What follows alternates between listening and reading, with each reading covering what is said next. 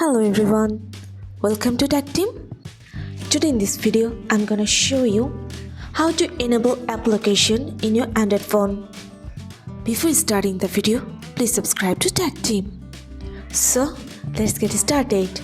For this, you have to open your settings.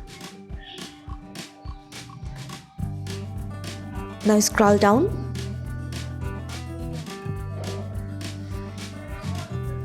Here you can see the option of location.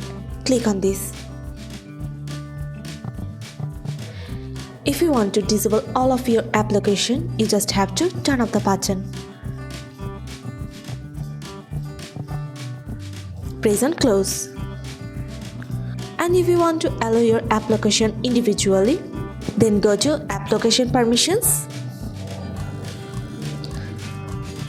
Select your app.